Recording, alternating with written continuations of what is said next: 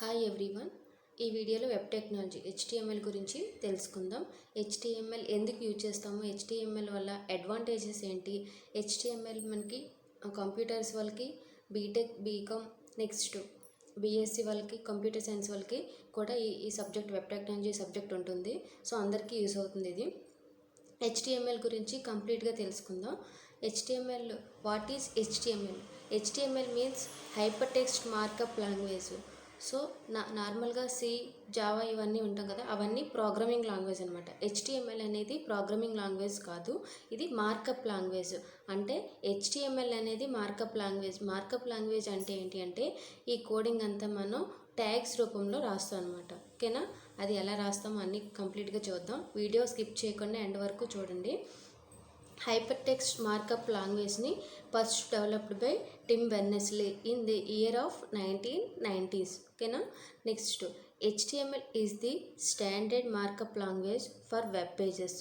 ఈ హెచ్టిఎంఎల్ అనేది మనం వెబ్ పేజెస్ని క్రియేట్ చేయడానికి యూజ్ అవుతుంది అనమాట. ఓకేనా?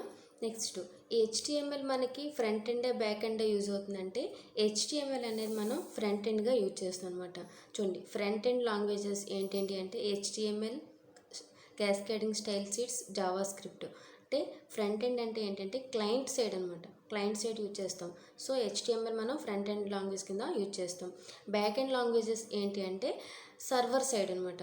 లైక్ పిహెచ్పి, పైథాన్, రూబీ ఇవన్నీ సర్వర్ సైడ్, అంటే దాన్ని బ్యాక్ ఎండ్ అంటాం. సో ఇప్పుడు మనం చెప్పుకుంటున్న హెచ్టిఎంఎల్ అనేది ఫ్రంట్ ఎండ్ గురించి. ఓకేనా? క్లయింట్ సైడ్ యూజ్ చేస్తాం. ఇప్పుడు హెచ్టిఎంఎల్ అనేది మనం మార్కప్ లాంగ్వేజ్ అనుకున్నాం కదా. సో మార్కప్ లాంగ్వేజ్ అంటే ఏంటంటే ట్యాగ్స్. అంటే చూడండి, for example less than, greater then symbols ఉంటాయి కదా. సో దీన్ని ఇక్కడ మనం హెచ్టిఎంఎల్లోని యాంగులర్ బ్రాకెట్స్ అంటాం. Angular brackets.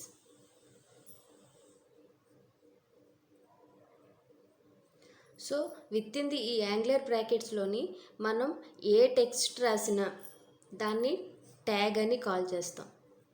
ఓకేనా? ఏ టెక్స్ట్ రాసిన విత్ ఇన్ ది బ్రాకెట్లో ఆ టెక్స్ట్ని మనం ట్యాగ్ అని కాల్ చేస్తాం. దీన్ని పీ ట్యాగ్ అంటాం. మన హెచ్టిఎంఎల్లోని పీ ట్యాగ్ని పారాగ్రాఫ్ కింద రిప్రజెంట్ చేస్తుంది. ఫర్ ఎగ్జాంపుల్ నేను ఏదైనా ఒక నేమ్ ఇచ్చాను అనుకోండి, ఫర్ ఎగ్జాంపుల్ రామ్ అని, అంటే రామ్ ట్యాగ్ అని కాల్ చేస్తాం. ఇంకా విత్ ఇన్ ది యాంగులర్ బ్రాకెట్స్లో మనం ఏ టెక్స్ట్ రాసినా దాన్ని ట్యాగ్ అని కాల్ చేస్తాం అనమాట.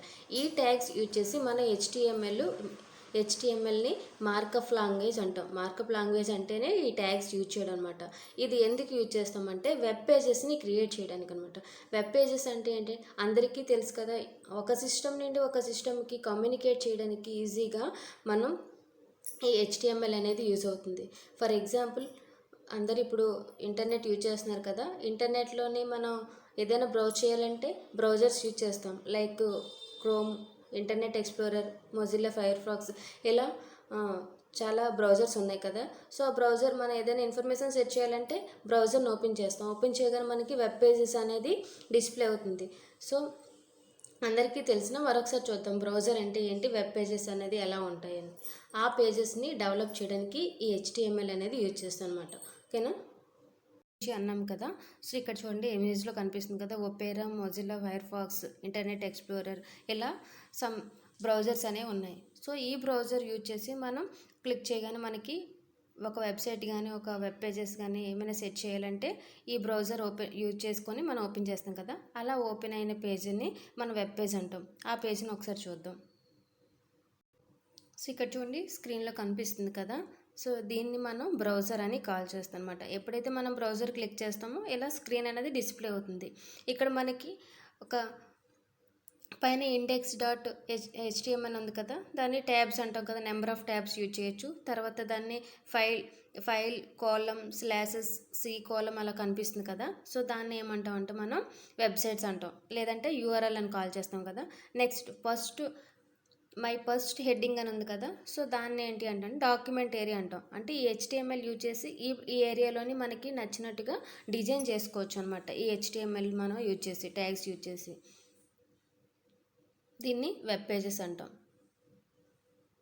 Next one, website. వెబ్సైట్ అంటే ఏంటి అంటే ఒక పర్టికులర్ కంపెనీ కానీ లేదంటే ఒక బిజినెస్ ఆర్గనైజేషన్ కానీ ఒక వెబ్సైట్స్ క్రియేట్ చేస్తాం అనమాట. ఈ వెబ్సైట్లో ఏంటంటే నెంబర్ ఆఫ్ వెబ్ పేజెస్ ఉంటాయి. ఓకే, ఇన్ఫర్మేషన్ అండ్ కంటెంట్ అనేది ఉంటుంది. ఓకేనా, ఈ స్క్రీన్లో కనిపిస్తుంది కదా, ఇక్కడ మొజిల్లా డెవలపర్ నెట్వర్క్ అని ఉంది కదా. సో దీన్ని వెబ్సైట్ అంటే ఇక్కడ రౌండ్ చేసాం కదా చూడండి సర్కిల్లో, దాన్ని వెబ్సైట్ అంటాం. ఈ వెబ్సైట్లో నెంబర్ ఆఫ్ వెబ్ పేజెస్ ఉంటాయి అనమాట.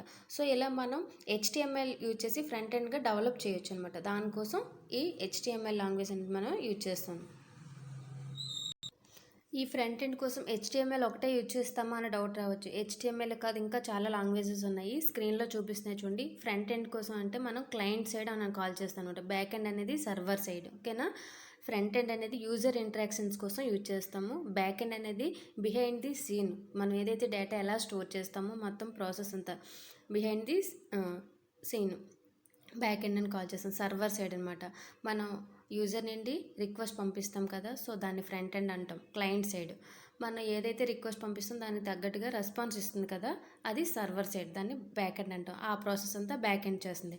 ఇప్పుడు మనం ఒక టాప్ 10 ఫ్రంట్ ఎండ్ లాంగ్వేజెస్ చూద్దాం. ఏంటి అంటే react JS, JavaScript, CSS, HTML, angular. ఓకేనా, Vue, jQuery, Swift, Sass, ELM ఇవన్నీ ఫ్రంట్ ఎండ్ లాంగ్వేజెస్ కింద మనం యూజ్ చేయొచ్చు అనమాట. ఓన్లీ HTML కాకుండా ఇది ఫ్రంట్ ఎండ్ లాంగ్వేజెస్.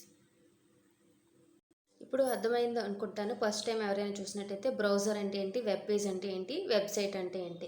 సో అలాంటి వెబ్ పేజెస్ని క్రియేట్ చేయడానికి ఈ HTML హైపర్ టెక్స్ట్ మార్కప్ లాంగ్వేజ్ని యూజ్ చేస్తాను అనమాట. ఓకేనా, next HTML is the standard markup language for web pages. Web పేజెస్ని క్రియేట్ చేయడానికి మనం ఈ HTMLని యూజ్ చేస్తాం. With HTML you can create your own website. మనం HTML యూజ్ చేసి మన ఓన్గా వెబ్సైట్స్ని కూడా క్రియేట్ చేసుకోవచ్చు అనమాట. Next HTML is used to create electronic document అంటే పేజెస్ అనమాట. ఎలక్ట్రానిక్ డాక్యుమెంట్స్ అంటే పేజెస్ని, మన నెంబర్ ఆఫ్ పేజెస్ని క్రియేట్ చేసుకోవచ్చు using HTML. Next that are displayed on the world wide web. World వైడ్గా మనకి వెబ్ పేజ్లోని డిస్ప్లే అవుతుందన్నమాట. Next each page contain a series of connections to other pages called hyperlinks. మనం ఇప్పుడు for example ఏదైనా ఒక page open చేసాం అనుకోండి వెబ్సైట్లో, సో అక్కడ మనకి బ్లూ కలర్లోనే లేదా సమ్ రిమైనింగ్ టెక్స్ట్ కన్నా ఒక డిఫరెంట్గా టెక్స్ట్ ఉంటుంది. దాని మీద మనం క్లిక్ చేయగానే వేరే పేజ్ అనేది ఓపెన్ అవుతుంది కదా, సో అలాంటి వాటిని ఏంటంటే హైపర్ లింక్స్ అంటాం అనమాట. అంటే హైపర్ లింక్ అంటే ఇంకో పేజ్తో లింకప్ అయి ఉంటుంది.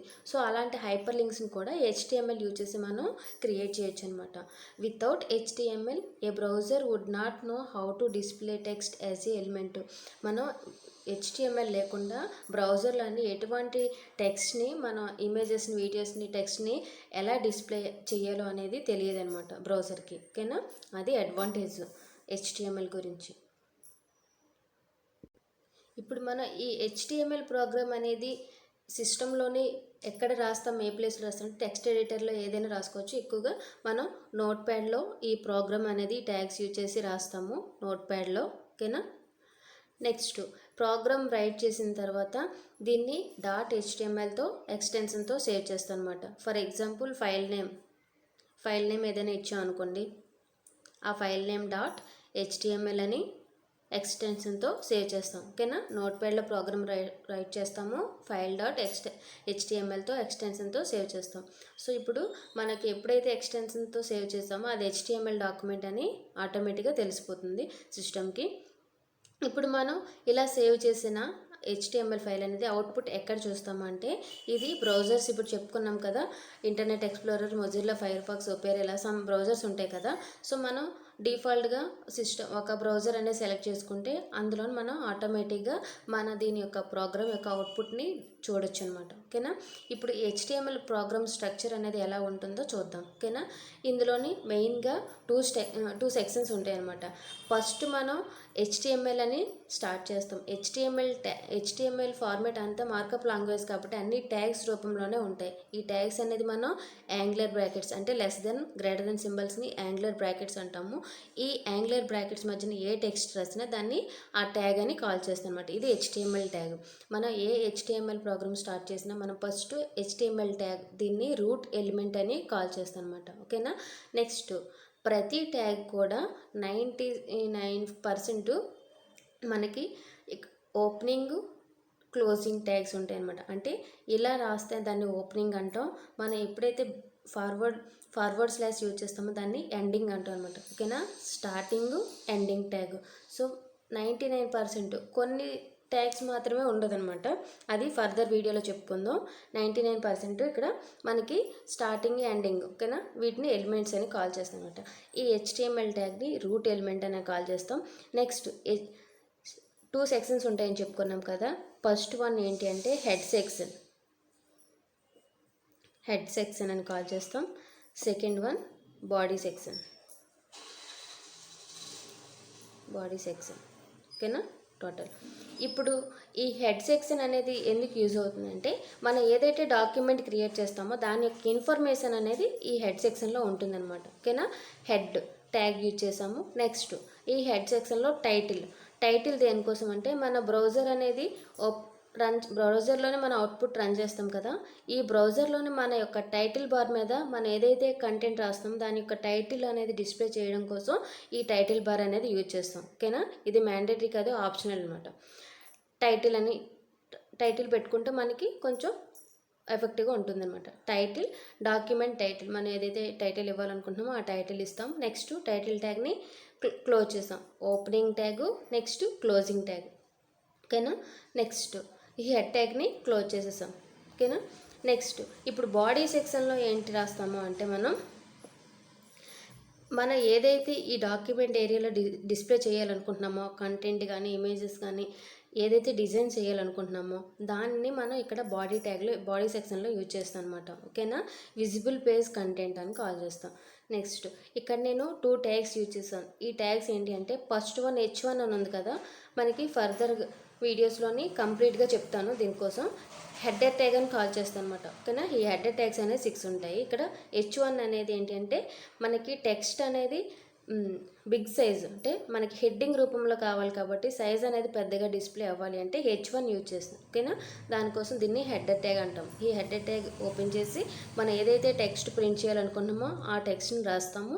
రాసిన తర్వాత మనం దీన్ని ఆ ట్యాగ్ని క్లోజ్ చేసేస్తాం. ఓకేనా, /H1 అని. నెక్స్ట్ పీ ట్యాగ్ అనేది ఏంటి అంటే మనం పారాగ్రాఫ్ డిస్ప్లే చేయాలనుకోండి, రాయాలనుకోండి డాక్యుమెంట్ పేజ్లోని మనం పారాగ్రాఫ్ ట్యాగ్ అనేది యూజ్ చేస్తాం. మనం ఏదైతే రాస్తామో అది మనం ఈ పీ ట్యాగ్ మ్యాచ్లోని రాస్తాం అనమాట. రాసిన తర్వాత కంప్లీట్ అయిన తర్వాత మనకి ఇక్కడ పీ ట్యాగ్ అనేది క్లోజ్ చేసేస్తాం. నెక్స్ట్ మన కంటెంట్ అంతా ట్యాగ్స్ అన్ని యూజ్ చేసిన తర్వాత ఎండింగ్లో మనం బాడీ ట్యాగ్ని క్లోజ్ చేస్తాము. ఫైనల్గా అన్ని ట్యాగ్స్ కంప్లీట్ అయిన తర్వాత HTML ట్యాగ్ అనేది మనం క్లోజ్ చేస్తాం అనమాట. ఓకేనా, HTML ఎగ్జాంపుల్ స్ట్రక్చర్ అనేది ఇలా ఉంటుంది. నెక్స్ట్ అవుట్పుట్ ఎలా వస్తుందంటే మన ఇక్కడ చూడండి, ఇక్కడ టైటిల్ ఇచ్చేది మనకి బ్రౌజర్లోని టైటిల్ బార్ మీద డిస్ప్లే అవుతుంది. తర్వాత ఈ డాక్యుమెంట్ ఏరియాలోని మనకి టెక్స్ట్ ఇలా ప్రింట్ అవుతుంది. This is a heading tag, అంటే మనకి లెటర్స్ పెద్దగా, అంటే H1 మనం ఫస్ట్ ఇచ్చాం కాబట్టి సైజ్ అనేది పెద్దగా మనకి డిస్ప్లే అవుతుంది. నెక్స్ట్ పారాగ్రాఫ్లో ఇచ్చిన టెక్స్ట్ ఏదైతే ఉందో అది పారాలాగా మనకి డిస్ప్లే అవుతుంది అనమాట. ఓకేనా, ఒకసారి రన్ చేసి కూడా చూపిస్తాను, చూడండి. అండి ఇప్పుడు ఎక్స్ప్లెయిన్ చేసిన ప్రోగ్రామ్ కోడింగ్ అనేది ఇక్కడ ఉంది. స్టార్టింగ్ HTML ట్యాగ్, తర్వాత హెడ్ సెక్షన్లో టైటిల్ ట్యాగ్ యూజ్ చేశాను. నెక్స్ట్ వన్ బాడీ సెక్షన్లోని header tag, paragraph tag use చేశాను. ఫైనల్గా బాడీ ట్యాగ్ క్లోజ్ చేశాను. తర్వాత HTML ట్యాగ్ని కూడా క్లోజ్ చేశాను. ఇప్పుడు మనం అవుట్పుట్ క్లిక్ చేసి చూద్దాం అవుట్పుట్ ఏమొస్తుందో. అవుట్పుట్ క్లిక్ చేయగానే మనకి ఇక్కడ this is a head tag, document content goes here అని వచ్చింది కదా. సో ఇది HTML యొక్క బేసిక్ స్ట్రక్చర్. ఇంకా డెప్త్గా కంప్లీట్గా నెక్స్ట్ కాన్సెప్ట్ అనేది నెక్స్ట్ వీడియోలో కంటిన్యూ చేద్దాం. నా వీడియో నచ్చినట్టయితే లైక్ చేయండి. అర్థమైంది అనుకుంటున్నా. ఎవరికైనా డౌట్స్ ఉంటే కామెంట్ చేయండి. ఎవరైనా ఫస్ట్ టైం చూసినట్టయితే నా ఛానల్ని లేటెస్ట్ అప్డేట్స్ కోసం సబ్స్క్రైబ్ చేయండి. Thank you for watching this video.